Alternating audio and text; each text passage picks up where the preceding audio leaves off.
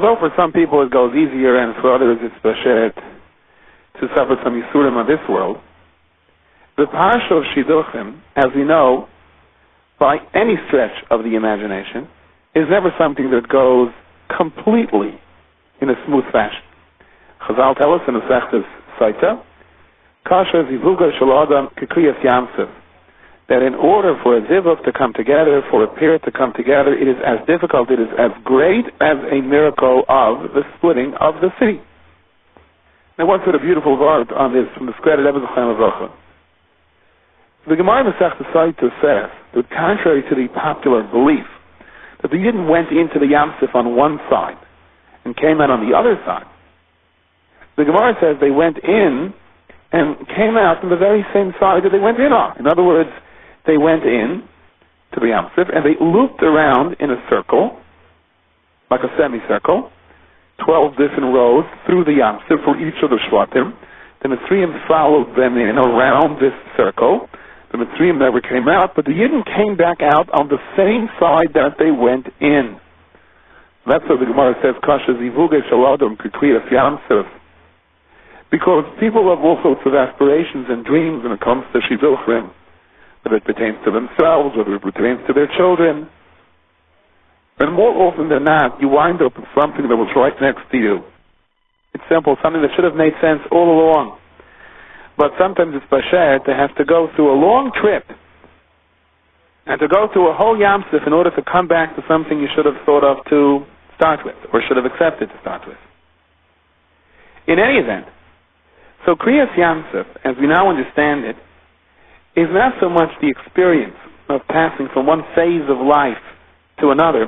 Kriyas yamsuf is the experience of finding yourself, which sometimes is so complicated that you literally have to dive in with Mesiras Nefesh and go through a lot in order to be able to be zoicha to understand where you are to start with.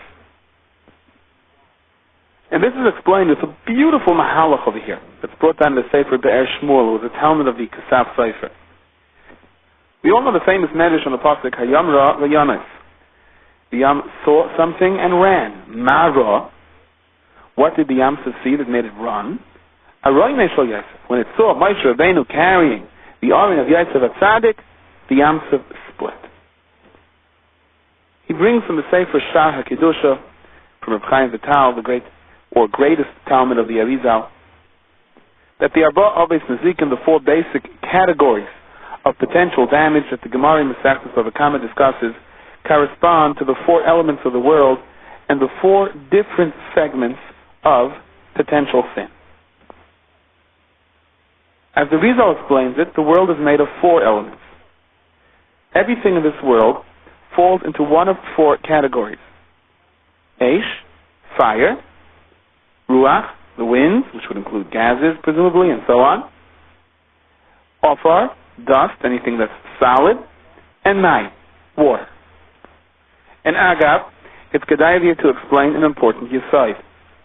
Everything that is in this world, that Rebbeinu Shem created, of course, but creation, and the Nefesh HaChaim from Chaim Volozhiner explains this, doesn't mean that Hashem created the item and walked away from it. Unlike a carpenter who can build a table, and whether or not the carpenter is still here, or whether or not the carpenter knows about this table, the table still stands. I live in a house that was built in 1990. Presumably, any of the workers who built this house, assuming they were at least 20 years old then, they would be in their 80s now, hardly capable of building houses. Yet my house still stands, Baruch Hashem. The Eibishter will weiter help. Unlike a person who builds something, Nefesh HaChaim explains, and then becomes an irrelevant factor to the existence of the item, creation has to be viewed in a completely different light. The reality of creation is that Rebbeinu Shalom creates something and continues to give it existence. Everything that exists in this world are Shemais of HaKadosh Baruch Hu. There is a likus there. The Rebbeinu Shalom continues to give it the power to exist. Should the Rebbeinu Shalom remove that existence for a moment, it wouldn't be here. And this is explained in many different mefarshim in different ways. For example, the Yerushalayim HaKadosh says the Rebbeinu Shalom originally created the world only for 6 days. Shabbos gives it a koyach to go for another 6 days, and each Shabbos is Eichel Ma'aseh Bereishis, meaning each Shabbos creates a new Ma'aseh Bereishis, but it's all the same concept, it's the same idea. The Rebbeinu Shem continues to give existence to the world. That's what the Shem Havaya means. Havaya means to exist. Therefore it says, for every breath a person must praise Hashem. Every breath is a new gift of existence. Nothing just runs on its own. That is the reason, I believe the Balatanya explains this, that no one in this world can create anything that didn't exist, and no one can destroy something and make it non-existent. What you could do is, because the Rebbeinu Shem created the world this way, that the Tzirufei Hashemis can change, and to put that in simpler terms, a person can change the Yesodais. You can change Eish into Ruach. You can change Mayim into Ruach. You can take the Yesod Ha'afar, dust and bricks and cement, wood, and you can recreate it, you can form it, you can build a World Trade Center. But what you can't do is take a non-existent entity and make it exist. No one can create a yesh me'ayin, something out of nothing. Only the Rebbeinu Shalom does that. We can merely convert and reorganize. Getting back to the World Trade Center, you can build it, but nothing, not a single screw or brick, was created. It was merely applied. By that same token, you can't really make something non-existent in this world. You can only change its form. If you blow something to shreds, you're changing its form. You can perhaps change something from a solid to a liquid, from a solid to gas. You can take something that is together and break it up in 1 billion particles and spread it throughout the globe. But it still exists. It just exists in a different form. Even if chas ulahaskir, someone commits an act of murder, or let's say someone is noikim against a big Soine Yisrael, let's use that as a marshal, and that person is killed. You haven't really uncreated anything. You've changed the form of his guf as a result that it is no longer a keli to be makabel a neshama, and that neshama is now returned to its origin. But you didn't take something that exists and make it non-existent. You merely changed its form or its place or realigned it. And the reason you can't create anything that didn't exist, and for that matter you can't undo something that exists, is because everything that does exist is shemus of HaKadosh Baruch Hu. HaKadosh Baruch Hu gave us permission and bechira, whether it's right or wrong in the context of what we're doing, but we have the power. HaKadosh Baruch Hu gave us the ability to reorganize, to change, to put together, to take apart, but not to create or to do the opposite of. So you have these 4 Yesodais of the world, Eish, Mayim, Ruach, and Afar, that are interchangeable. But that's the extent of how we can work with it. Reb Chaim Vital explains that the 4 different types of Aveiros that a person can be nichshel in correspond to one of these 4 Yesodais, these 4 elements of Bria. For example, the Yesod Eish, the Yesod of fire, corresponds to gaiva, to being conceited, because fire always travels up. The Yesod of Mayim corresponds to all lusts and temptations and taivas, because water makes all sweet things grow. From the Yesod Haruach, from the Yesod of wind, come all words that are spoken.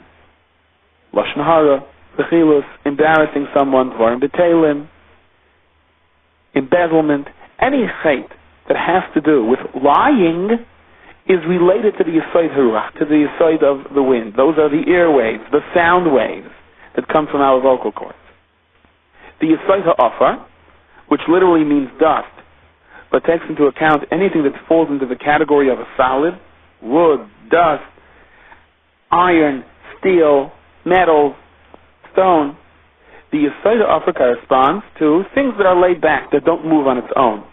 The Chatoim of Atzvos, when a person willfully allows himself to be sucked into a depression and just sits back, or being lazy, that's the Yesod Ha'afar. Now, in the course of time, when we have seen by Tzadikim that the Rebbeinu Shalom does tremendous meisim for them, or wonders, or they are protected, that is because when a tzaddik masters that particular element of his avodah to perfection, the yesod in the bria that corresponds to that no longer has any effect on him. Yosef HaTzadik had the ultimate test and the sign in Mitzrayim of temptation and lust. The Gemara says anyone who wants to use as an excuse, listen, the title was too great, it was my environment, it was the social factors that caused me to sin, all of those excuses are going to fall short, because the Rebbe is going to say, were you more vulnerable than Yosef HaTzadik? One of the most, if not the most handsome person in the world, all alone, a young bacher in Mitzrayim, given the pressure that he had to endure, Eshes Potiphar, his boss, his wife, for an entire year, who never appeared to him twice in the same clothes, the garden that she put on in the morning, Chazal say, she did not wear in the afternoon. Eshes Potiphar, who came to Yosef with all sorts of kindness. Look what the astrologers say, we have to build Klal Yisrael, Doris has to come out from us. Any possible aspect of vulnerability applied to Yosef HaTzadik, and he withstood it. So Yosef HaTzadik represents the symbol of mastering over the Yesod HaTaiva, which corresponds, as we said before, to the element of water. That means, in practical terms, that the Yesod HaMayim, the Yesod of water, can have no effect on Yosef HaTzadik. Water has to listen to Yosef, not the other way around. Normal human beings are vulnerable to water. We need water to live. We can drown in water and so on. Not Yosef HaTzadik. Water cannot hurt him. On the contrary, water has to subject itself to Yosef's commands. And in the same regard, we find in Chazal, the Ber Shmuel explains, for example, by Rivka, one of the things, perhaps the first thing Eliezer noticed was that the water in the well was rushing up toward her when she went to draw the water. So he knew she had to be a great tzedekah. The fact that the water in the well went rushing up toward her showed Eliezer that Rivka had mastered over the yesod of taiva and temptation, that she was never nichshal in any faith, despite her most unfortunate environment. But she had to be perfect if the water was going to take orders from her and not the other way around. Eliezer went running when he saw the water rising toward her, because he knew that meant she is the tzedekah. She must be a master of tznius. By the same regard, when the water saw Yosef HaTzadik, the water had to split. And thus the Medrash says, Hayom Rova Yom Mara. What did the Yom see? That the Yom was now mechuyev to take orders from Yosef, and it had to break its nature and split. Roy Nishal Yosef, who mastered over the Yetzer Hara, and therefore the Yesod HaMayim was subjugated to it. With this mahalach in mind, the Ber Shmuel explains beautifully the famous Gemara in Masechtas Tainis. The Gemara tells us Nochem ish Gamzu, who was always happy about everything and accepted everything with the greatest love and simcha, even though things on the surface seemed difficult to understand. Nochem ish Gamzu, the man who always said Gamzu l'taiv. Well, the Gemara tells us a story that Nochem ish Gamzu, in his later years, suffered terribly. He had lost his feet and his hands. He would lay in a bed. They had to take the four legs of his bed and submerge them in pails of water to keep the insects away from him, being that he could not shoo them away himself without any hands or feet. His Talmidim stood around him, and he explained to his Talmidim why this happened. That once he was traveling on his donkey, and a poor person came over and asked him for food. And Nochem ish Gamzu got off his donkey to give the person food, but by the time he gave him the food, the person had passed away. He was by his last koiches when he came to Nochem ish Gamzu, and the food didn't get to him quick enough. And Nochem ish Gamzu blamed himself terribly for not acting quick enough to go and give him the food, even though he did get off the donkey to give him the food. But had he gone faster, who knows, he could have saved this person's life. And therefore he was makabel upon himself that the feet that didn't jump off the donkey quick enough, that didn't run quick enough, should fall off. His hands that didn't reach into his bag and extend food to the person quick enough should fall off, and so on. So he was makabel all of this upon himself. Now, one time the Talmidim were standing around Nochem ish Gamzu, and the wall started to shake. They were concerned that the house would collapse, so they grabbed the bed of the tzaddik and they wanted to carry it out quickly before the roof caves in. So he told them, no, first remove the kalim, remove all the furniture, and then take me out. Because I know as long as I am here, the roof won't cave in. So take advantage of this and save all the utensils of the house. And that's what they did. And after they took everything out of the house, they removed the bed of Nachum Ish Gamzu, and just then the roof caved in. Nachum Ish Gamzu represents the union of Zrizus and Simcha. All of his life, Nachum Ish Gamzu personified the opposite of depression and laziness. He was the ultimate Zarus. Therefore, the one time in his life he was perhaps a drop slow in giving the food, he was makabel upon himself such a terrible einish. Because Nachum Ish Gamzu said over here that I violated my inyan. I want to be perfect with this in Shemayim. And it was worth all the Yisurim to cleanse his record perfect. So he lives up to what his particular inyan was. So he can accept this upon himself. Stam a person would be bayit the Yisurim. He would ask questions, why is this happening to me? But tzaddikim want this because they know what a clean slate means. They know all the pain is well worth its while. That's why he was called Nachum Ish Gamzu. He always said Gamzu l'taiva. He was always the quickest and the happiest, regardless of what the circumstances were. And therefore, being that atzlus, laziness, and atzlus and willful depression correspond to the Yesod ha'ofar. Ofar means anything that a house could be made out of. All the pipes, all the bricks, all the wood fall under the category of the Yesod ha'ofar. Nachum Ish Gamzu knew ofar has to listen to him, not the other way around. As long as he was in the house, it couldn't cave in. And therefore he told the Talmidim, don't worry. First take out the furniture, and then take me out. This way you'll save all the utensils of the house. And indeed, the Gemara Masechus Tainus also tells us, when Nachum Ish Gamzu went to the Roman king with the treasure, and they opened up the treasure and found out that someone along the way switched all the gold and silver for dust, he said, Gamzu l'taiva, he wasn't fazed. And what happened? Eliyahu Navi came and suggested to the Roman king to use this dust in war. Perhaps it is the same dust that Avram Avinu used against the kings, and it'll turn into weapons and destroy the enemy. And that's what happened. So once again, we see the same concept. The Yesod ha'ofar, the dust, could not hurt Nachum Ish Gamzu because he personified exactly the opposite. He was the symbol of Zrizus, the opposite of laziness, and Simcha, the opposite of Atzvus. The earth could not hurt him, and Nachum Ish Gamzu knew that. He would have to work on his behalf, even if the king is going to have to take it to war with him. And indeed, who's the symbol of this? Avram Avinu. Vayashkem Avram b'Baiker. Avram is the ultimate Zarus, who runs with a simcha to serve Hashem, regardless of how difficult it was. And therefore, he's the first one that the earth had to listen to him, and it became his weapons and defended him against the king. And that's why Nachum Ish Gamzu was able to say, don't worry, as long as I'm here, the house, the Yesod ha'ofar, won't hurt me. First, take out the kalim. Father used to tell me that Yisrael Salanter went to Paris once, L'Shem Shemayim, and a porch started to cave in, and he showed no fear whatsoever. And the porch caved in, people were hurt, but he walked away unscathed. He said, I came here L'Shem Shemayim. Paris kemach meshatni. He said, Paris can't hurt me. It would have to be the other way around.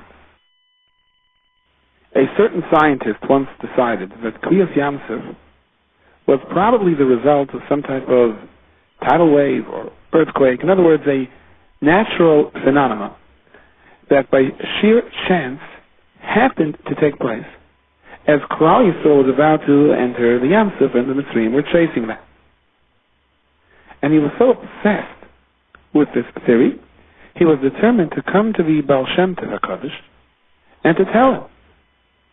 Maybe the Baal Shem Tov will realize that not everything is miracles. And so the legend goes that when he came to the Baal Shem Tov, before the Baal Shem Tov would even speak to him, he called his Talmidim together for a drasha. And this man came in to hear the drasha as well. And the Baal Shem HaKadosh said, there are Apikasim and Rishayim that are willing to deny anything, as long as it gives them an excuse not to believe in a Bayrei Olam. There are even those who say, said the Baal Shem Tov, that Kriyas Yamsuf was the result of some type of natural phenomenon, some type of earthquake or tidal wave that caused the waters to split. And if it was, who makes earthquakes and who makes tidal waves? And who decides when they should happen? What is Teva anyhow? Teva is the Rebbeinu Shalom.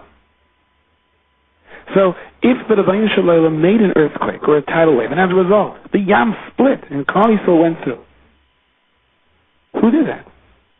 Why is it any less of a miracle? Of course, this scientist had nothing else to say to the Baal Shem Tov. He was expecting an argument that it was not a natural phenomenon. But now he was told that natural phenomena are the Rebbeinu Shalom. It's the Rebbeinu Shalom who created nature. It's the Rebbeinu Shalom who sustains nature, and it's the Rebbeinu Shalom who decides when natural things take place. For this, he couldn't argue. Because the more he would argue about his scientific proofs and theories, and the more the Baal Shem Tov would point out, that's the Rebbeinu Shalom. The Rebbe of Melech explains that that's the greatness of the Madrega Klal Yisrael was zeicha to by Kriyas Yamsuf. U'v'nei Yisrael holchu b'yabasha b'seich hayam.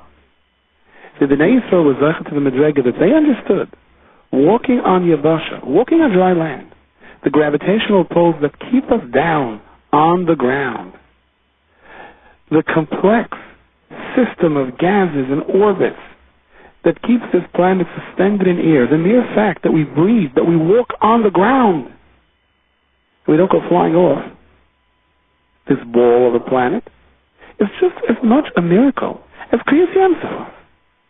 The only difference is we're not accustomed to oceans splitting. The purpose of Kriyas Yamsuf was to teach who is the one that brings up the sun every morning. The purpose of Kriyas Yamsuf was to teach who makes the seasons. The purpose of Kriyas Yamsuf was to teach that the Rebbeinu Shalom is nature. And that is why much of the Shira is B'lashon Asid, in the future tense, starting with the very first word of the Shira. Az Yashir Moshe. Then, as Rashi elaborates, pointing out to some future date. The Shira was a Shira for Tchias HaMesim. The Shira was a Shira for the many different things Klal Yisrael was going to endure throughout Golus. Tipa l'leim imasa v'facha was a lashon of tefillah. Throw upon them, upon the enemies of Klal Yisrael, an eima and a pachad. The Yidden here were being espoused for the future. In other words, the Yidden were saying, we see now the Rebbeinu Shalom. Rosh Shivcha al-Yam, a Shivcha saw in the Yam what the great Navi Yecheskel didn't see. And Yecheskel was privy to a vision of Ma'aser Merkabah that we don't find in any other Navi. But Klal Yisrael was saying, for the Rebbeinu Shalom to open up the heavens and show us miracles, that's good as long as the miracle is happening. They wanted the Shira to be a tefillah that the Amunah, that Klal Yisrael was absorbing into their heart as a result of passing through the Yam Suf, should somehow be absorbed into the very fiber of the Yid's being, so that for all future generations, where we have to look a little deeper to see the Kriyas Yam Suf in our lives, we should be able to point then as well and say, Zeh Keli V'Yanvei, everything is the Rebbeinu Shalom. Chazal Darshan, Ad Yava, Amcha Hashem, that refers to the Yerushalayim, the first time Klal Yisrael would come into Eretz Yisrael and build the first Beis HaMikdash. Ad Yava Amzu Kanisa refers to the building of the second Beis HaMikdash. And to the Eimah, the Situ Eimah, B'Hanach Lachla refers to the third Beis HaMikdash. May the Rebbeinu Shalom build it B'Mehera. That's the lashon of to the Eimah, the Situ Eimah, because the third Beis HaMikdash, HaKadosh Baruch Hu will build himself, and that's why it's going to last forever. The Meir Simcha in the Sefer Neshach Chachma points out a rather fascinating thing. We know that the halach is Kitcher L'Shayna, Kitcher L'Shayta, V'loi, Kitcher L'Yosid Lovei. That means that the Kedusha vested into the Beis HaMikdash with the building of the first Beis HaMikdash was not a permanent Kedusha. In terms of technically the Kedusha did not remain post-Churban. However, Kutcha Shniya, Kitcher L'Shayta, V'Kitcher L'Yosid Lovei. The Kedusha of the second Beis HaMikdash is retained despite the fact that the building physically has been destroyed. And that is why, even Bizman Hazeh, one is not permitted to walk on the area of the Har Bayis. Because we aren't tahar. We have to first be sprayed with the water mixed with the ashes of a paradula to purify ourselves. It's a terrible issue to walk there because the area still retains its Kedusha. In a way, there were tzaddikim that said it's a great chesed that HaKadosh Baruch Hu did, that the Temple Mount is off limits to us. This is a hashgacha, to keep Yidden away, because we're not allowed to be there now until we purify ourselves. But the area itself does not lose its Kedusha. Why is this so, asks the Meir Simcha. Why is it that the Kedusha of the first Beis HaMikdash, which was a greater Kedusha, doesn't remain permanent, and the Kedusha of the second Beis HaMikdash, which was, relatively speaking, to a lesser degree, that stays permanent, that's retained. Dr. Meshach Chachma The question is really the answer. As an analogy, he points out the halach that if a Leviah, a female lady, allows herself to be violated, she doesn't maintain the levels of Kedusha, she is still permitted to eat meiser, which is designated for the lady. On the other hand, the Kehenes, a female kohen in the same situation, can no longer eat truma. Even though both truma and meiser have certain levels of Kedusha as a food, however, truma has an intrinsic holiness, and therefore it is much more sensitive to truma. Another analogy is made to the halachos of a Sefer Torah that loses its letters. The letters were scraped off, or they were lost. The mokim of the ksav has actually less Kedusha than the outlying area, and the area between the lines, or the sides of the pages, called the gilyonis. Because the letters of the Sefer Torah have the greatest Kedusha, once the letters are not there anymore, there's nothing that's there. On the other hand, the white on the side or in between was designated to start with as sort of a service to the letters. And even if the letters aren't there, those gilyonis still retain a certain level of Kedusha. With the first Beis HaMikdash, there was much more of an intrinsic higher level of Kedusha. Ki Hashem beshalach b'kerev machnecha. That was the machne ha'orai. The kibush of Eretz Yisrael in the times of Yeshua was with the orai. It was with a certain feeling of the presence of HaKadosh Baruch Hu out in the open. The Beis HaMikdash was with constant open miracles. It was al yidei gilui shechina. And that's exactly the reason that once Klal Yisrael sinned, the Kedusha left. If the whole basis of taking over Eretz Yisrael the first time was with open nisim and miracles, with an obvious, clear presence of Hashem, not just from behind a veil, so therefore once there is chet, there can no longer be presence of Shechina. And as a result, indeed, that Kedusha was lost. Bayis Sheni was a whole different idea. There was no Aron in Bayis Sheni. There was the Eben Shasiyah, the rock in this place. In the Beis HaMikdash itself, you didn't have anywhere near the level of Ashras Shechina you had in the first Beis HaMikdash, at least not in an open way. The Kedusha of the Yidden's return during the times of Ezra didn't come the way it did during the days of Yeshua, with open miracles, with the walls of Yericho falling down through the blast of a shofar, with the sun remaining high in heaven, with the Oren radiating the Kedusha. But it was the same hashgacha, but much more in a hidden, discreet way. You had a king that gave permission for the Yidden to build the Beis HaMikdash. Ezra was allowed to return. He was given authority. There were constant complications.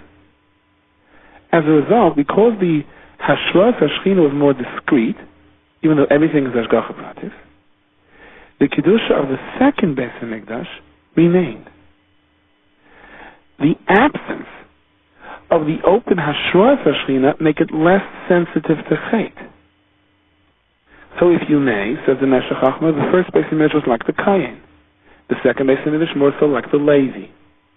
And that's why, if you look at the pasuk, Ad Yavar Amcha Hashem, Chazal say that refers to the first Beis HaMikdash. Ad Yavar Amzu Kanisa, that refers to the second Beis HaMikdash. Take note, says the Meshech Chochmah.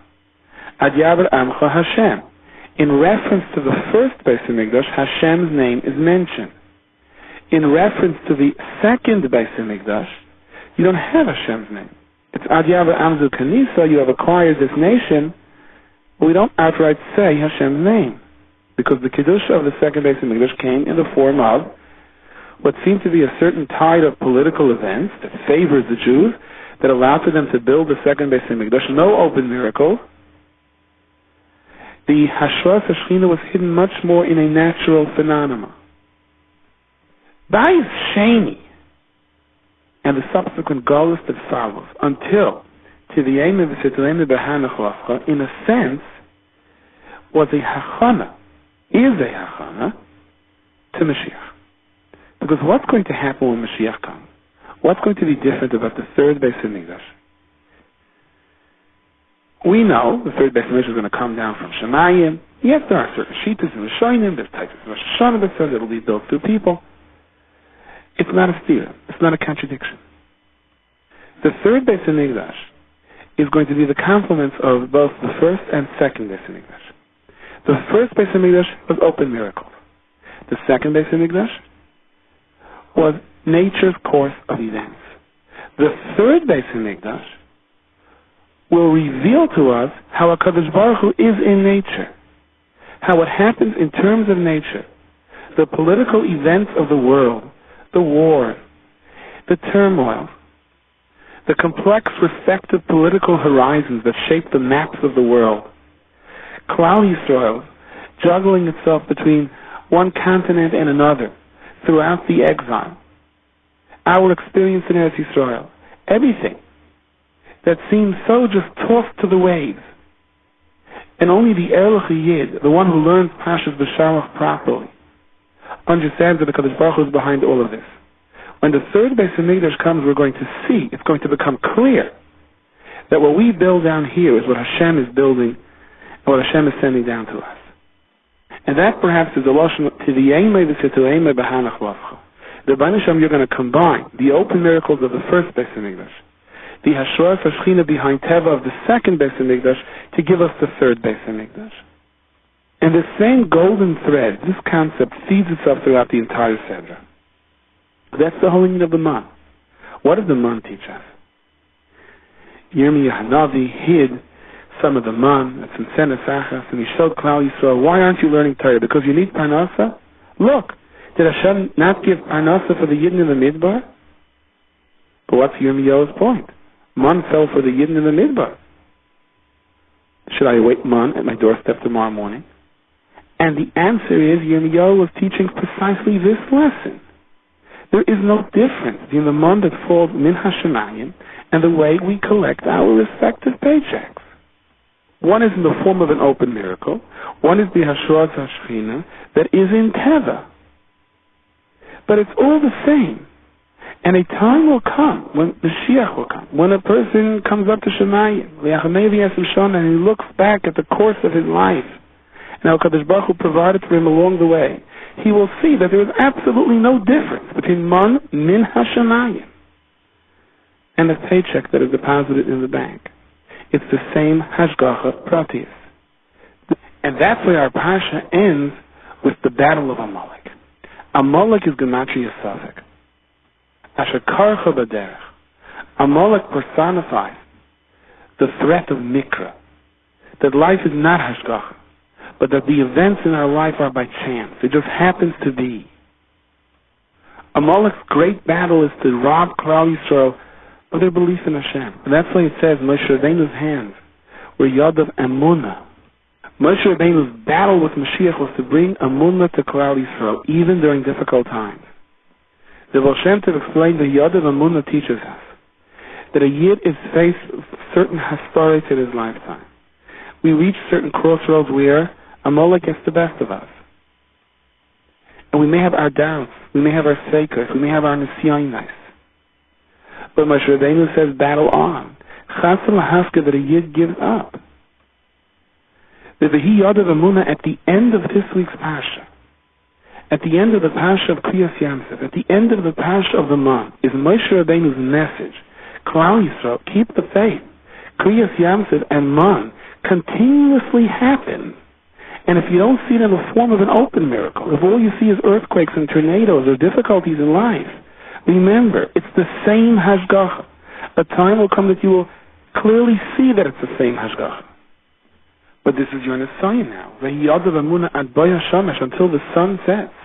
Until the sun sets at the end of the 6,000th year. Until Mashiach comes, when Amunah won't be necessary because things will be so clear that the first Beis HaMikdash and second Beis HaMikdash is all the same HaKadosh Baruch Hu.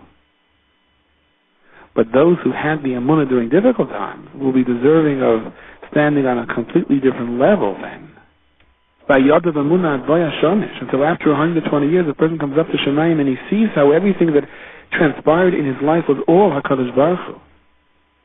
But the one who had the Amunah to understand this is to a whole different kind of an Olam Haba. The one who struggled to have this kind of Amunah is zeicha to a whole different kind of Olam Haba. A woman once came before the Heilige Belzerov, the Sar Shalom, the first Belzerov, and she needed a Yeshua. So the Belzerov told her, the Ikari is Amunah in the Rabbeinu Shalom. So the lady answered, but the pasuk says Vayoisha, and afterwards it says Vayaminu. First comes the Yeshua and then Amunah. So if I get a Yeshua, there's no suffix, I'll have Amunah. But Tzaddik later said, I never lost the fight except that dialogue to that lady. The Belzerov began to be mispal for her, and indeed she had her Yeshua. Now this story requires a lot of explanation, and hopefully we will attempt to explain it in this year. But first, let's be magdim what the Chassam Sofer says on this very pasuk. Klal Yisrael, at their greatest moment, the zenith of their inspiration, had an observation. And this observation triggered the Shira forever after. And that observation actually was divided into two. They saw the Mitzrayim, those that were chasing after them, those that were trying to destroy them. The Yidden saw them wiped out. And the other observation was, and as a result of these two observations, after seeing the punishment of the Mitzrayim and the great Rachman bestowed on Klal Yisrael, the result was Vayiru Amis Hashem Vayaminu B'Hashem V'Maisha'at. The Chassam Sofer quotes in the Chayvus Halvavos in the Shara B'Tachin Perigim. The Chayvus Halvavos says, how do you define the main nekuda, the pivotal point of B'Tachin in Amunah? It is to know that everything comes from one Rabbeinu Shalom. The things in life that we perceive as going our way, as well as the things in life that we perceive as not going our way. The nature is to assume that they come from different directions. There's a power of good and there's a power of evil. Unless a person is minded to the Chayvus Halvavos, that both good things and difficult things come from the same source, then you cannot have Amunah and Bitachon. If a person believes that the power that does good things is not the power that punishes, and that the power that punishes is not the power that does good things, and he doesn't completely believe in any one of them.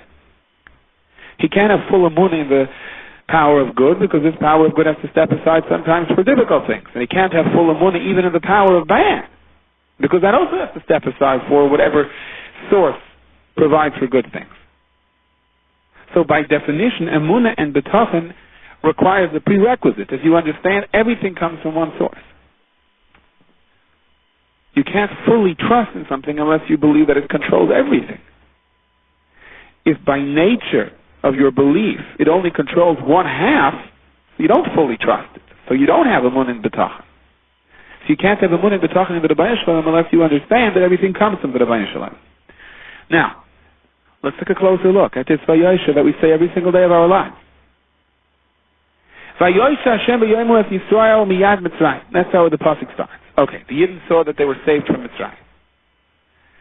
But that's not the observation that led to Amunah. The observation that led to Amunah are the next two things that penetrated, that they clearly saw as it played out before them. They saw the Mitzrayim being punished.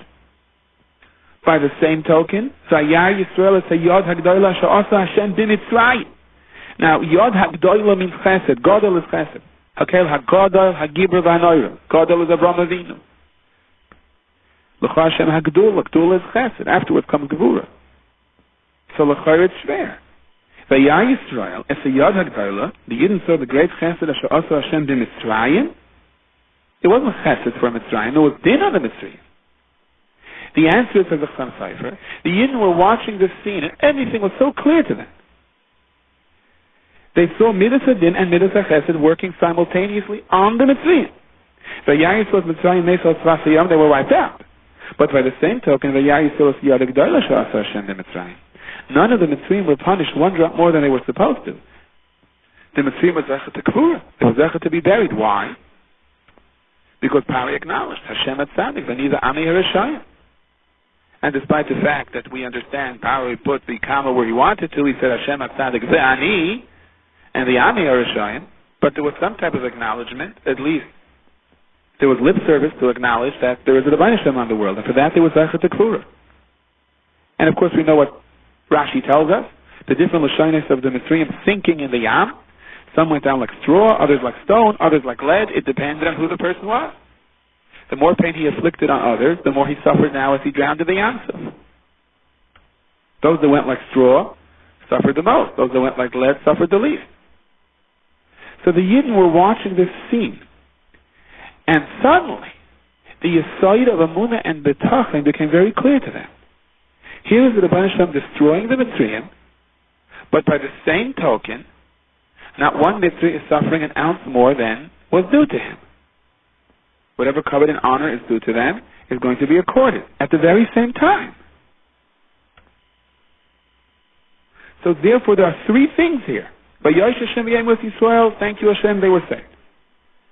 But then there were the two main observations that led up to Amunah. Vayah Yisrael es Mitzrayim Meisal Tzvasayam, they saw the Midas Adin, and right there and then, Vayah Yisrael es Yod Gdoilo Asher Asa Hashem b'Mitzrayim.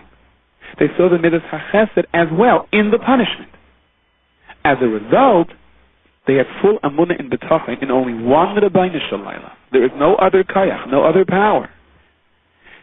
And that led to Vayiru Ha'ames Hashem and Vayaminu B'Hashem U'B'Moshe Avdei. That led to the clear, pure Amunah that this Pasha represents. Now getting back to the story with that lady and her request to the Belzerah. She tells the Rebbe she needs the Yeshua, she has a problem. The Rebbe tells her have Amunah. And she answers, but look what the Pasuk says. First it says Vayoisha, and afterwards it says Vayaminu. She's right. In order to be Zaycha to a Yeshua, you have to be makir every aspect of Hashem's Vayosha. You have to realize, yes, Hashem can provide for the Yeshua that you're looking for. By the same token, you also have to realize that if the Yeshua does not come, chas v'shalom, in the way that you want it, that does not mean that there's another kayach besides of the Rebbeinu Shalom that is dominating here. Yes, there's a kayach hamakatrek that demands justice because of a person's averis and so on. But ultimately, what happens is the Rebbeinu Shalom's justice. And take a closer look, and you will see the Vayosha. You will see the Rebbeinu Shalom Chesed even in difficult situations. When things don't work out, it's not that the Rebbeinu Shalom has turned away and said, okay, free for all, we're just going to let the glass drop. If things don't work out, then it is the same Kayach Milmaila that dictates how much the individual has to endure. L'toivasai, for his good. Why this is for his good? Now we'll understand eventually. It may not be down here in this world. But our observation of what is happening has to take into account that whether it's good or not good, and the good and the not good, and the difficult situation and the good, or the limited amount of good, it is all HaKadosh Baruch Hu. And by doing that, by understanding that there is no independent force, then the result is Vayaminu B'Hashem U'B'Moshe Avdei. And when the Yid walks away with Amunah, that is his greatest Yeshua. David HaMelech in Tehillim describes the four great dangers to life. People lost at sea, locked behind thick prison walls, lost in a desert, and those that are healed from sicknesses. And each time they come out singing to Hashem, and David HaMelech Lashon is Nimtzukoseihem Yesilim. From their depths he saves them, he rescues them. From their sorrow, from the point of utter desperation comes their Hatzalah. But the Baal Shem Tov, what David HaMelech is teaching us, when the Yid is chas v'shalom at the point of utter despair, and he is makir, this is all the Rebbeinu Shalom, and nothing happens from any other independent source other than the Rebbeinu Shalom himself, that is the greatest school for Yeshua.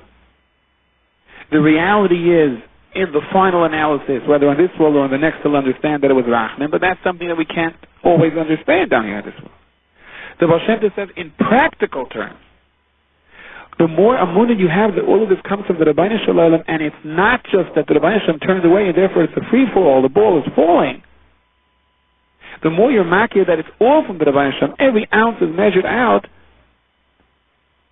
and the closer you are to experiencing a Yeshua that we can understand, a Yeshua that we can see. Now, at Moshe Rabbeinu's point of utter despair, he began to scream to Hashem. And interestingly enough, the Rebbe Hashem's response is, why are you screaming? So the Mefarshim asked, well, what then is he supposed to do when he's in trouble, if not scream?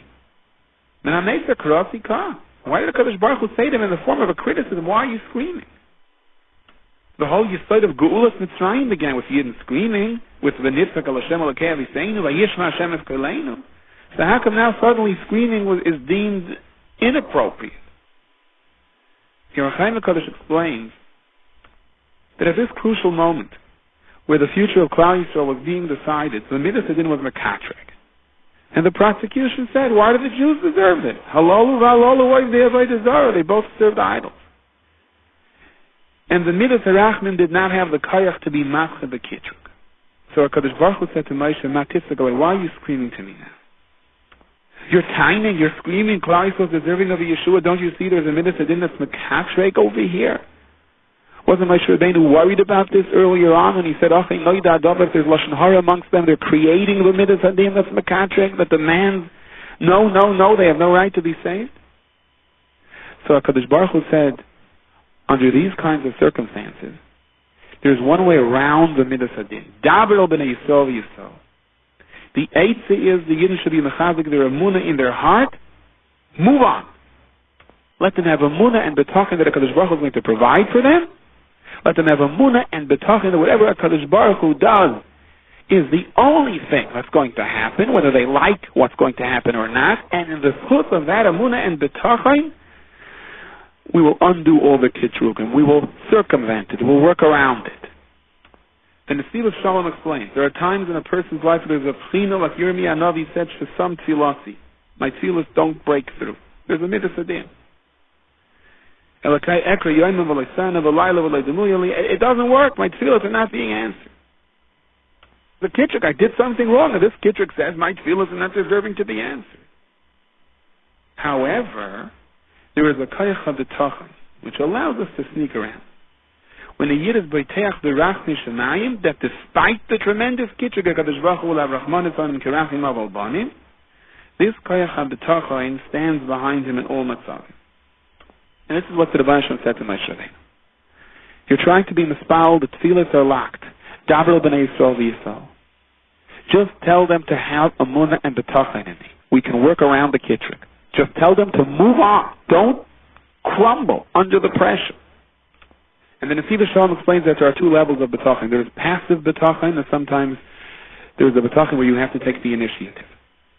In Mitzrayim, there was a kind of passive betachin. And for that time, it was enough.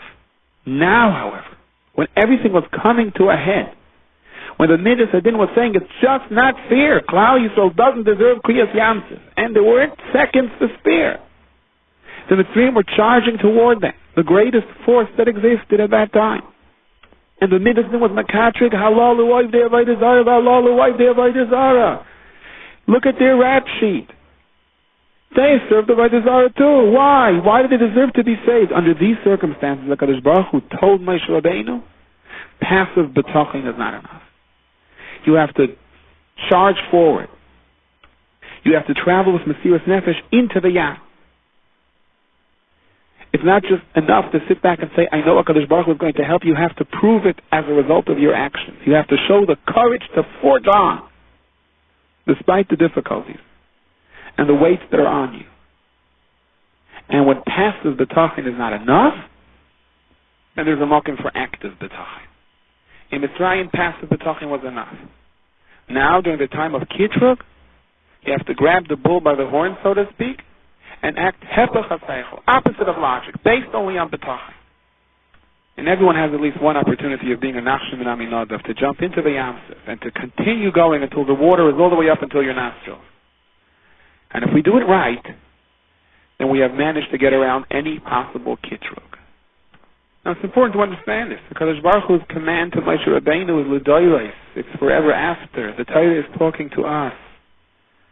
Chavetz Chaim says at the beginning of this week's parsha, "V'hi v'shalach pariyas ha'am, v'lo nacham alakim derech eretz Pelishtim." The Kadosh Baruch Hu didn't take them the short route through the land of Pelishtim. Zok Chavetz Chaim, HaKadosh Baruch Hu is telling us this. The Kadosh Baruch Hu is telling us there were two options, and I want to explain to you why I chose this option. And the Chofetz Chaim describes it as follows. HaKadosh Baruch Hu is putting the cards out for us on the table. And the Kadosh Baruch Hu says, there are two ways to go. You can go through the land of the Pelishtim, a much shorter route. And there's food available for them. Kadosh Baruch Hu doesn't like making unnecessary miracles. On the other hand, there is the danger, just having left the Mem Teshari Tumah of Mitzrayim, of now once again falling into the Tumah and the environment of the Pelishtim, the environment of Litzanais, and all the negative things that the Pelishtim represented at that time. HaKadosh Baruch Hu said that he was just taken out of one Tumah and then exposed them to a different Tumah. That's a terrible thing. So what's the other option? The other option is taking a long route through the desert.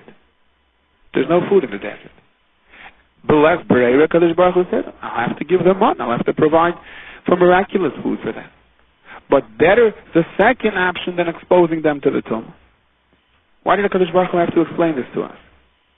Why did the Torah have to tell us, because maybe the Yidden would have gotten frightened, they would have turned around, they would have come back. So the Chofetz Chaim is asking, why does the HaKadosh Baruch Hu have to tell us this? The HaKadosh Baruch Hu has to explain to us what all the alternatives were. Elamai, this is a lesson. The Torah is teaching us how to think.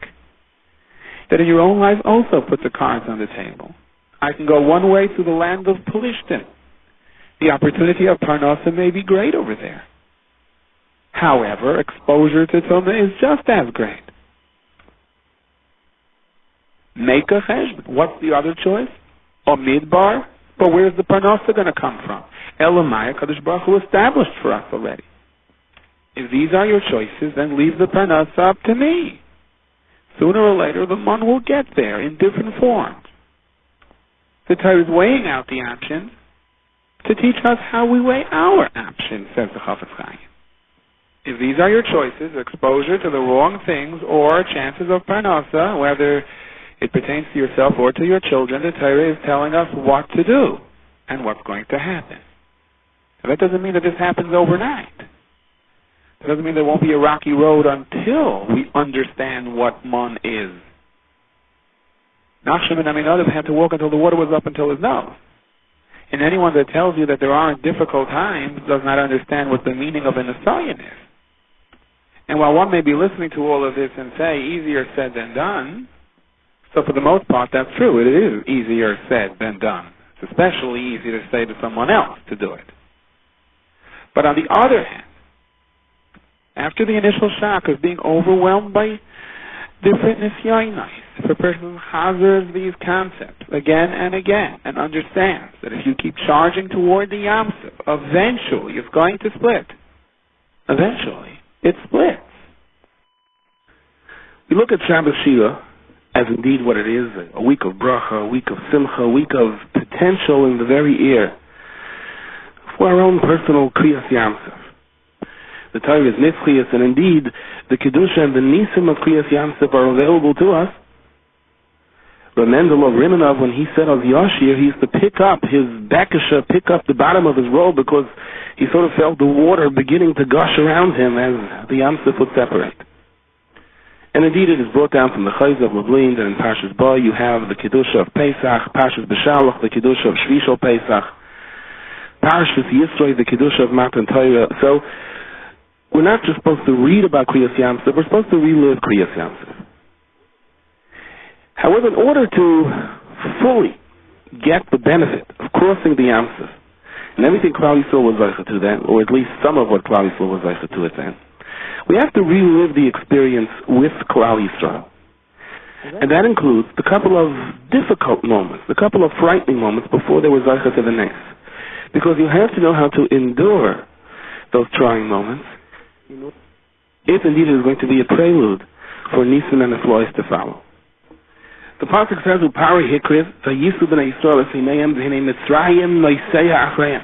Vayiru moed, they were very frightened. Vayitzaku b'nei Yisrael el Hashem. Now, there's a difficulty over here. V'hinei Mitzrayim noiseya achreim. It's not Lashon Rabim. It sounds like there was just one Mitzri chasing after them. Should the pasuk have not said V'hinei Mitzrayim or V'hinei Mitzrayim noisim achreihem. Why noiseya achreihem? Just one person was chasing them?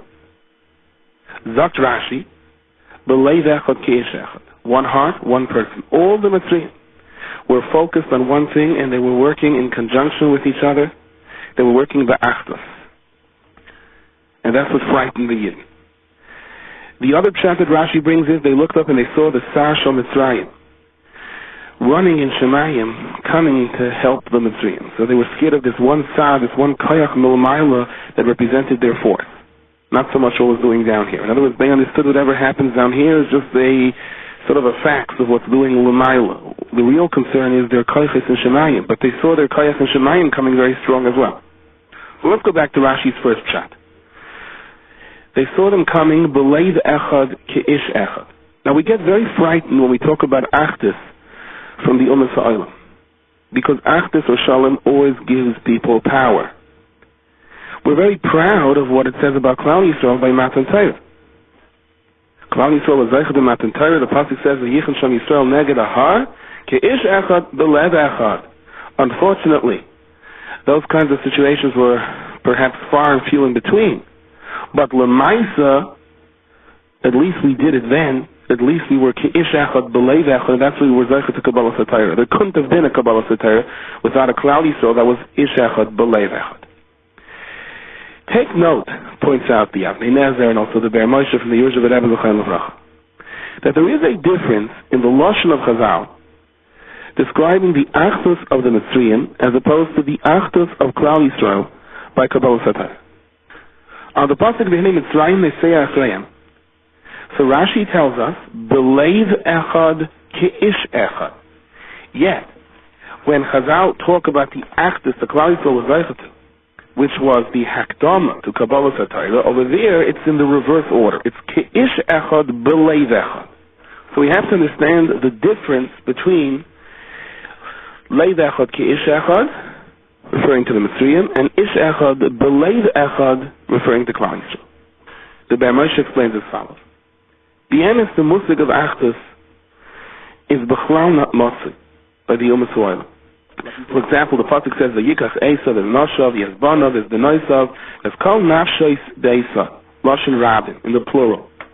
All right, there were many people, many wives, many sons, many daughters, so he's entitled to a Lashon Rabin. However, by Yaakov it says, Shivin Nefesh, 70 people, but just Nefesh. V'hiko Yotziach Yaakov, Shivin Nefesh. Why doesn't it say Nefashos? How come it says Nefesh, Lashon Yachid? The answer is that these two psukim are really setting the ground for the dispersal of Esav and Yaakov throughout the years of Galus until Mashiach comes. We have heard the whole story of Esav. We saw how Esav got started, and now Esav is off into the world. This is the family of Esav that would eventually separate into the world doing what Esav does. And initially, they're based in a Lashon Rabin. There's no real achdus between them. They're a unit, they're a family, but they're diversified right from the start. Even before they split up and started spreading around, they were already really not one entity.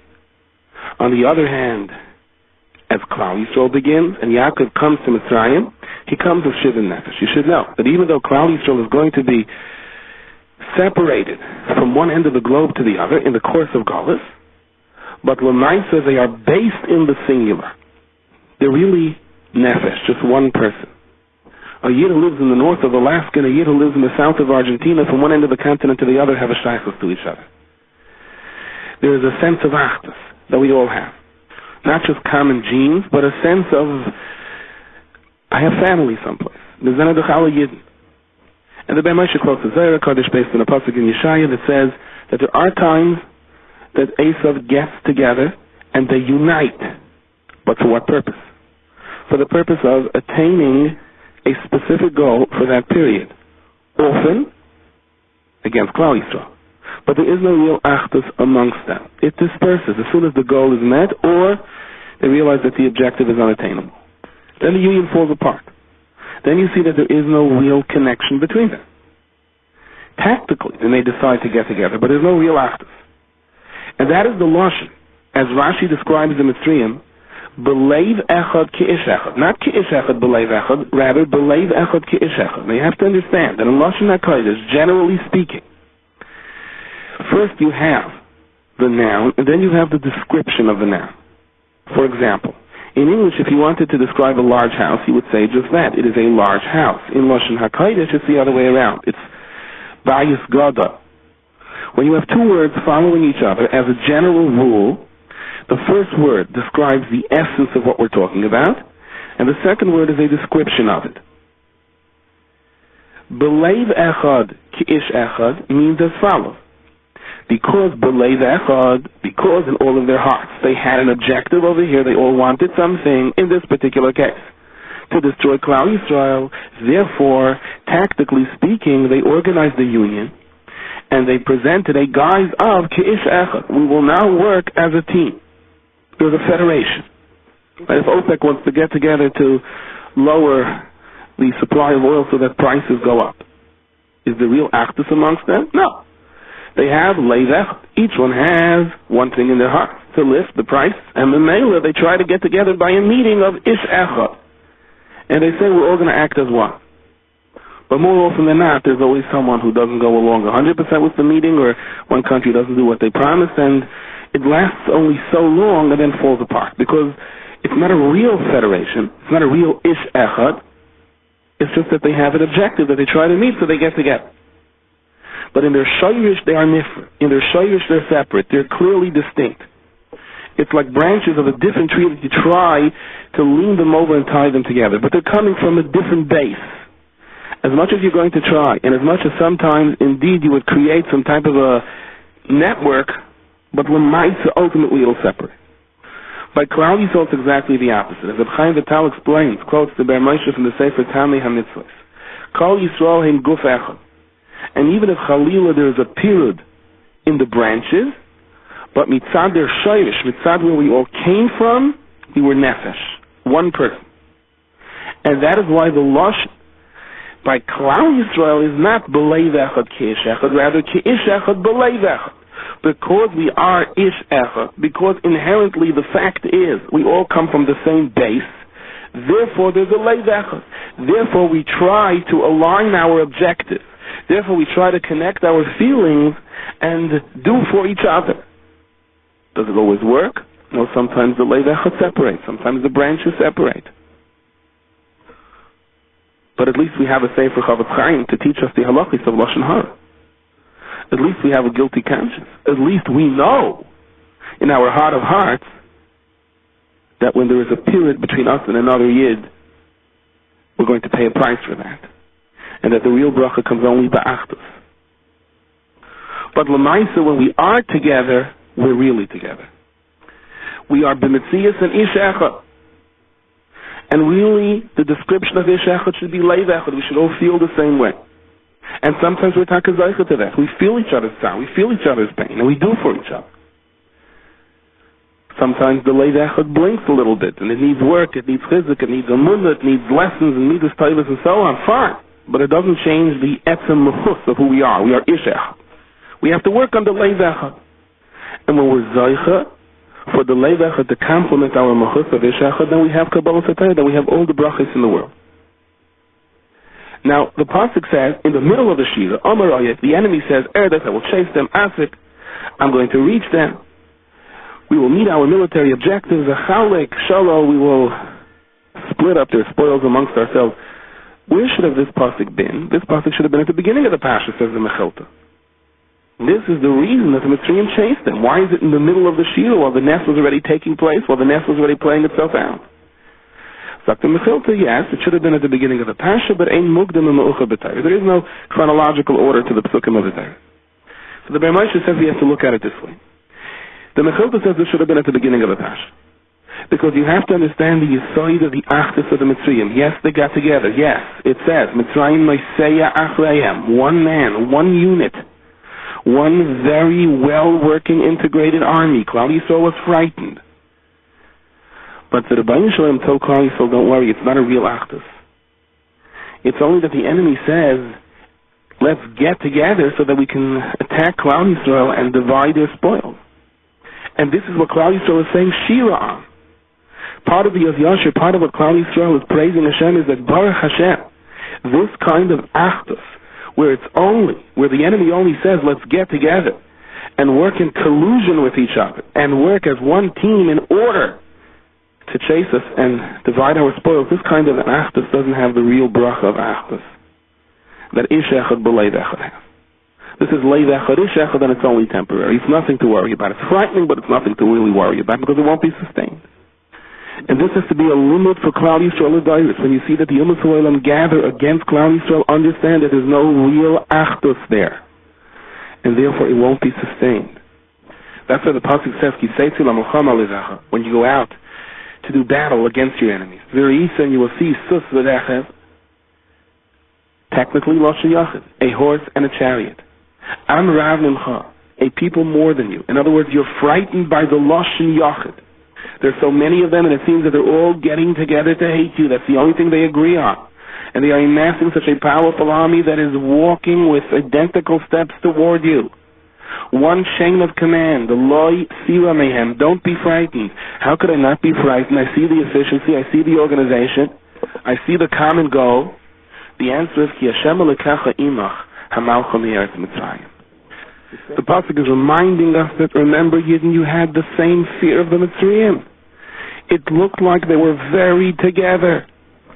Their union seemed so bonded. You were frightened of that achdus.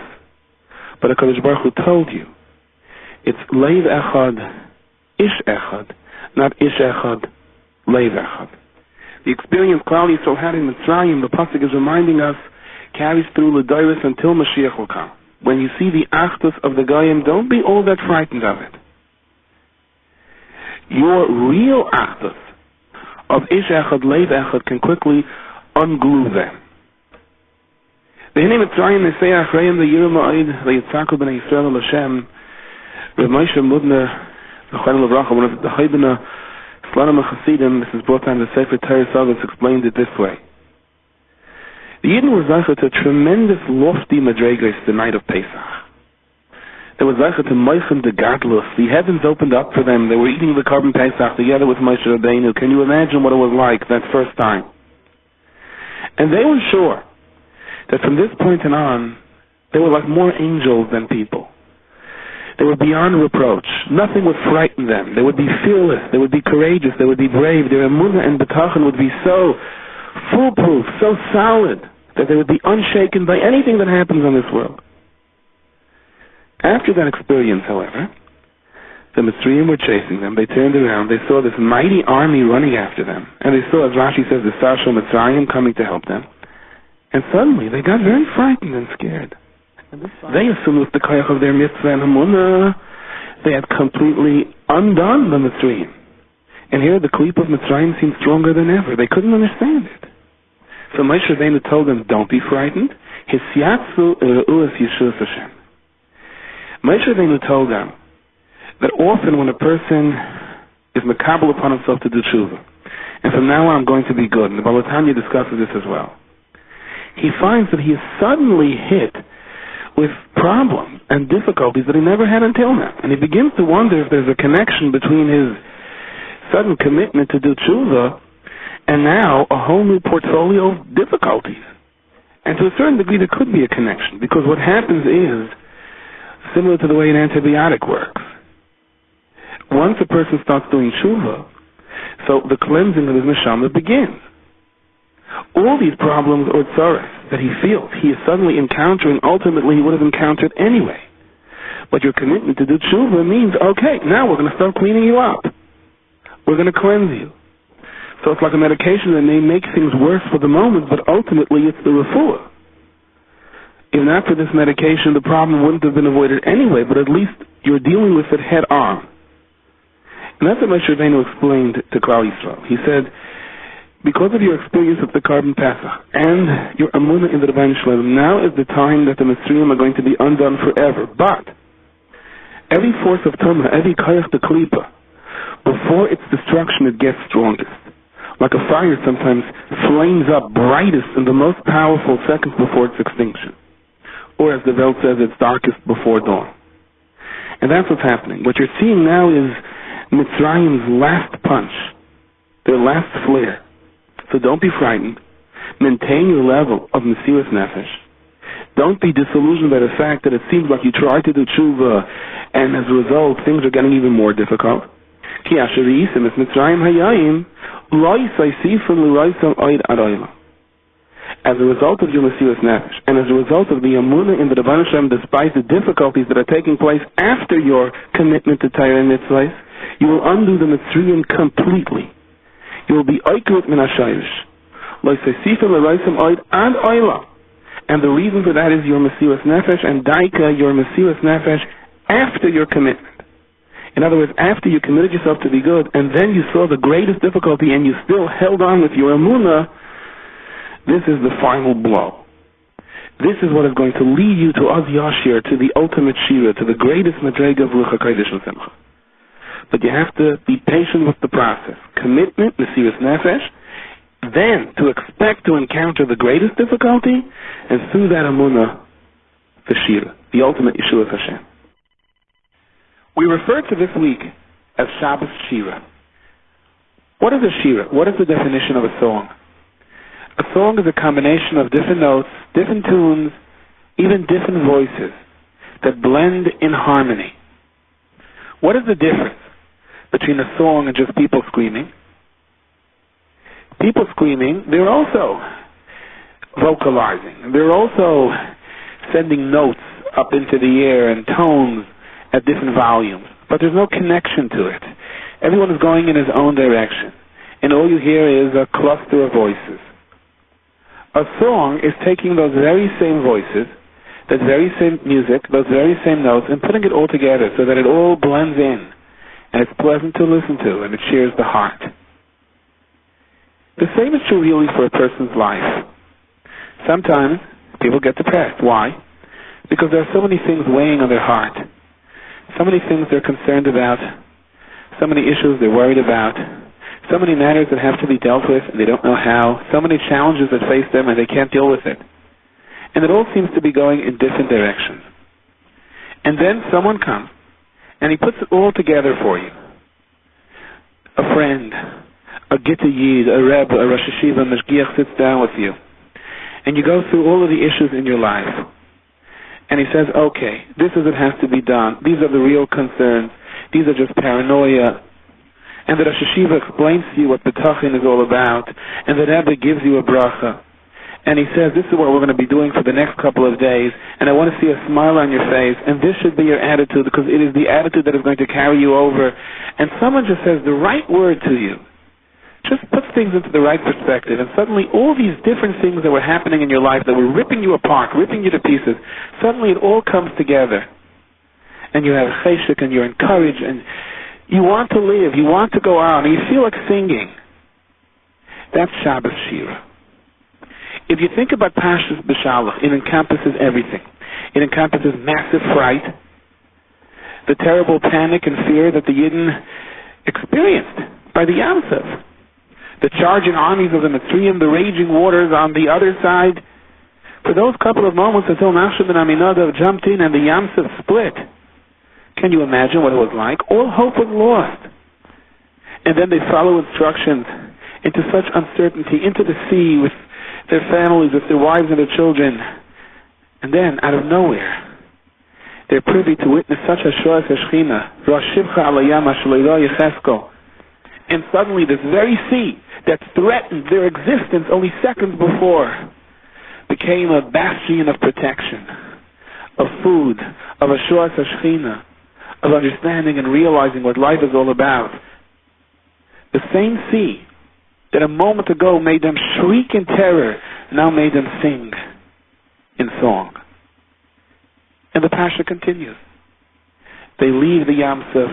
They're Abenesiyainais. Where is our water going to come from? We're going to die of thirst. The massive panic in the Midbar. Can you imagine what it's like in the desert alone without any water? HaKadosh Baruch Hu provides for them. Suddenly the mere rock that was a dismal sign of barren and hopelessness becomes their source of water. And then, of course, the man. And again, it doesn't just start with the man. It starts with fear. It starts with uncertainty. It starts with fright. It starts with panic. What is going to be?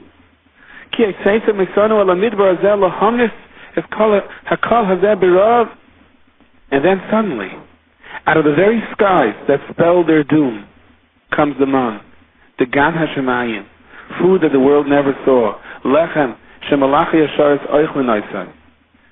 It is known that Rav Mendel of Rimenov said Torah for 22 years straight, only on the parsha of the man, because he said with this, he is mamshach hashpah tavis for Klal Yisrael. Vayiru b'nei Yisrael v'yayimru ish alach is manhu, ki lo yadu mahu manhu. The Chayzer says someone ate the man and suddenly he was a different person. The man who until now had absolutely no lachluchias, no geschmack to davening, to learning, who walked around with his head down, depressed and angry and worried about real things and imaginary things. Suddenly he ate the man and he changed. He was happy, full of betachon, even though he only had man for one day, full of simcha, hashpahs of Torah that was nizgaloi through the man. He began to dance in the streets. He suddenly began to smile to his family. He suddenly didn't have a thing in the world to worry about. There is a HaKadosh Baruch Hu who takes care of us. Who is that? That's the same person? That's why he was called Man. You couldn't believe it. People completely changed. And that is why this Shabbos, which has the koyach to instill that amunah, that betachon, that warmth in Klal Yisrael. Everyone knows the skula from Mendel of Rimenov that Tuesday you should be Maver Sedra during the week of Parshas beshalach. Be Maver Sedra the Parsha of Man, and that's Mesugel for Parnasa. People put up signs all over the place. One of the most famous skulas, especially when it comes to Parnasa, people get very interested. But Lamaisa, this is the week of betachon. It's the week of Shira. It's the week of the Siyata D'Shmaya to put your life together. At one point in everyone's life, one is Zoicha to say Shira. Shira means that all the things that bothered me, all the things that frightened me, all suddenly come together in such a way that I'm no longer scared of it. Adarabba. I know how to put it together in such a way that I see the Hashgacha Zabayra and I have a reason to sing. I'm not running away from my problems, but the very problem itself is put into perspective, where I see how HaKadosh Baruch Hu is providing for me and protecting me, and therefore I sing. Therefore, I put it all together, and you have the Shira. The Leviim had to sing in the Beis HaMikdash. That was one of the things that Leviim were supposed to do. And there's a machlokes in the Gemara in Masechtas Erechet, whether the Ikar Shira B'Peh was the main avodah of the Leviim singing with their mouth, or was there a main avodah playing with the instruments? What is the main Shira? Ikar Shira B'Peh means the Shira that comes out of the pnimius of the neshama. Every yid in his neshama has a munah in the Rebbeinu Shalom. Every yid in his neshama has a layer of betachon that can come out and open up like an umbrella to protect him and to give him simcha. When someone came to the Beis HaMikdash and he heard the Shira of the Leviim, they brought out from their heart the amunah and betachon and taught Klal Yisrael how to do the same for themselves. And that, in a sense, you can't do with an instrument. The instruments can come along and complement the person's voice. But the song that comes from his heart has to come from his heart. To substantiate the opinion that Ikar Shira B'Peh, the Gemara quotes the pasuk in Bereshit, Vayhi ha'adam l'nefesh chaya. The Targum in Kolos explains how do we define the nefesh chaya, the life that was instilled into Adam Harishai, l'ruach memala, his ability to speak. That is the metzius of the human being in its highest order, the purpose of creation. That he draws deep into his heart to bring out his amunah to HaKadosh Baruch Hu, that he can verbalize and sing and say, HaKadosh Baruch Hu, so many things are happening in my life, although for a moment it looks like I'm losing it, like a juggler who's dropping all the balls and they're bouncing all over the place, but I know you can put it all together for me. I know once again I can put it all into a rhythm, and I will sing Shira, I will see your Hashgacha, and I will feel your warmth. The Gemara then quotes another pasuk in Yeshaya, Heim Yisu Koilam, Yirainu B'Ga'ain Hashem.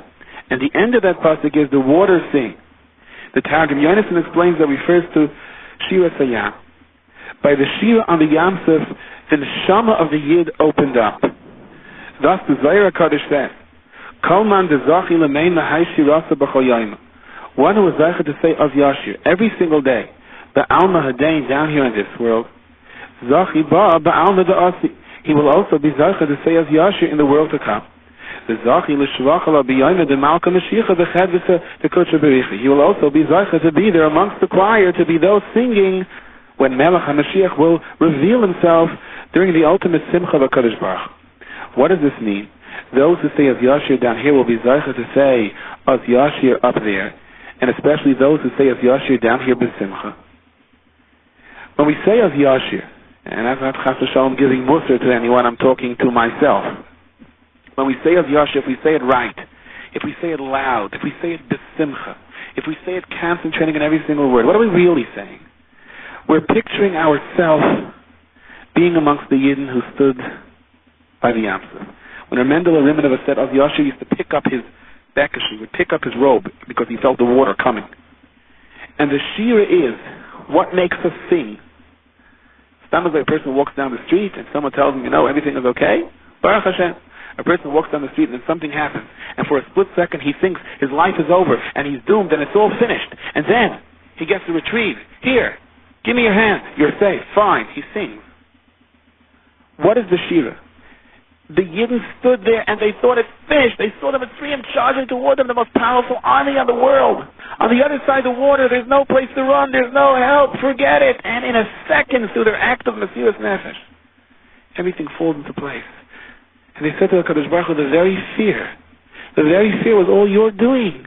You turned this fear into our joy. You turned this fear into our emunah. You turned this fear into a vehicle of us being able to feel your love. When a Yid says this every single day, this applies to our own set of Mitzrayim that are chasing after us, and our own Yamsuf that stands in front of us and threatens to drown us. Everyone has their problems. Everyone has their concerns. Everyone has their dark fears. The Torah has given us an ability to relate with our fathers who went to the Yamsuf, to say the words. The words are powerful. The words are magical. The words draw on the future. Liyasid Lava, in Olam Haba, when the Yiddish Neshama will bask in Simcha and closeness to the Shechina, he will think back at his life and he'll say, it wasn't really so bad. HaKadosh Baruch Hu was with me the whole time.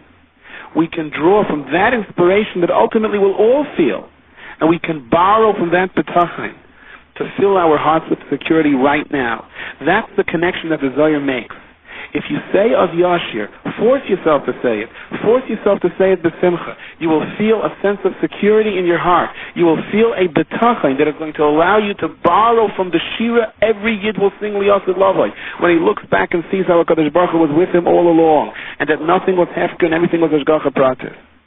That's where in Az Yashir, Moshe, B'nai Yisrael, Rashi says, Mikan remes l'tchiyas ha'nesim min ha'Torah. Because Az Yashir gives us a power to draw from a theater of Tchiyas HaNesim, of no fear, of life that goes on tranquil and beautiful and Nehenem Yiziv HaShechina forever. Maybe that life doesn't exist down here on this world, but we can borrow from it. And that's why it is the Kedusha of Shabbos that also surfaces in this week's Parsha as Moshe Rabbeinu instructs Klal Yisrael about not taking in the man on Shabbos. And that's why it's Dafka Shabbos Shir, because every Shabbos is in the end of Olam Haba.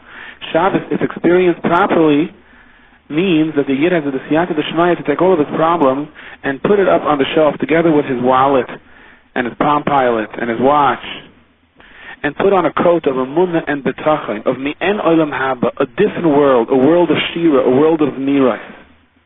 The Az Yashir, their experiences, the fright and the Emunah, the fear before the man, and then the man coming, all of that was a hachana to teach Klal Yisrael how to experience Shabbos. Moshe Rabbeinu instructed Klal Yisrael, Vayomer Moshe, Ichlu Hayan, Pashup Shad is eat that today. The extra that fell on Friday for Shabbos. The Slonim Rebbe teached, Ichlu Hayan, eat the day. Esach on mitten tag, fill yourself up on Shabbos. But you have to be willing to cleanse yourself. You have to be willing to be mispalel, to ask for it. Hayom, this day, loisim tzeu basada. You will not find it for someone, said the Slonim Rebbe, who is still out in the fields on Shabbos, who is the b'chinas hefker and cannot control his taivais and is not willing to do tshuva. Kol hamachla shesamti b'Mitzrayim le'osim ulecha, ki ani Hashem reisecha. The Be'er Mayim Chaim says, what was the greatest machla of Mitzrayim? They viewed their trouble as something totally independent. It has nothing to do with HaKadosh Baruch Hu. Moshe Rabbeinu came to them and said, HaKadosh Baruch Hu wants Klal Yisrael to leave. Paro said, so let him walk. I say no. Paro is afflicted by sorrows.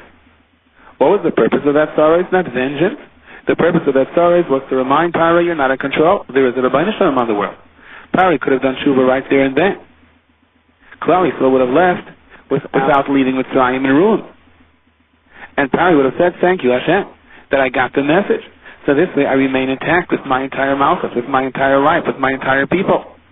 But the Mitzrayim never got the message. And as a result, it took 10 makas and complete destruction and finally drowning in the Yam Suf. This machla, says the Be'er Mayim Chaim, I won't give to Klal Yisrael. Kol hamachla shesamti b'Mitzrayim lo yosim alecha. This machla, that when suddenly there is fear and concern, you can't relate that to a Kadosh Baruch Hu and figure out what to do in order to solve the problem, that I will not do for Klal Yisrael. I promise that if a Yid will look deep enough into his sorrows, he will see Ki ani Hashem reisecha.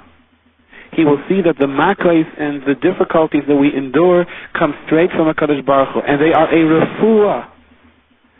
As hard as it is to understand while the person is experiencing the difficulty, the Yid can be zocher to feel that all of his uncertainty, all of his difficulties are a refuah for him.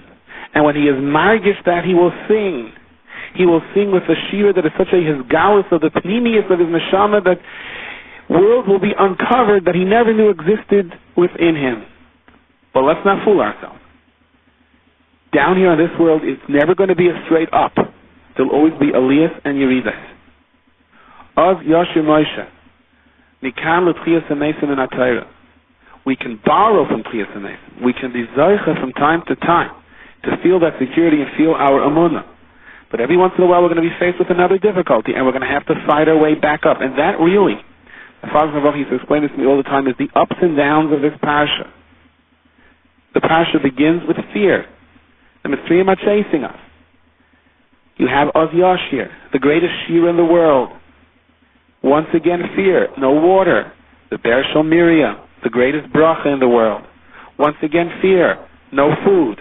The man, Shabbos, and afterwards Amalek. And they have to deal with Amalek and the tzveikus of Amalek in order to be zeicha again to the greatest Hisgalus Hashchina, to all of the 7 heavens opening up, and that is Kabbalah Torah, which comes next week. So the Torah doesn't want us to live in an illusion that every single day of our life is going to be just fine and dandy. That is Liyosid Lava. That is the Neshama and Olam Haba, where there are no longer any sorrows, no longer any pitfalls. Down here there are going to be difficulties. Like a father who is teaching his son to ride a bicycle. When the father runs along with the child is king of the world, and the father lets go of the bike, all of a sudden he's wobbly and he's scared and he may even crash into a garbage can and bruise his knee, but he gets up and he tries again till the father teaches him how to drive. But the HaKadosh Baruch Hu teaches us, wants us to reach out and say Shira, we will feel the Amunah, we will feel the B'tachon, we will get out of our depressing thoughts into a massive of Simcha, and that Simcha is going to carry us through the next hurdle until we reach a higher level of Simcha. And if the valley is so deep that we seem lost and will never get out, there is plain, pure Amunah and B'tachon that allows us to say Shira and borrow from the Osid Lava, where it's totally up, where it's a plateau of Simcha and it never goes down. That's what this parsha instills with us. This shiur is distributed by Kol Adaf, 11 Stei Chemet Street, Yerushalayim. For donations, please call 02-5383-999. Fax 02-538-0267. Postbox 57035.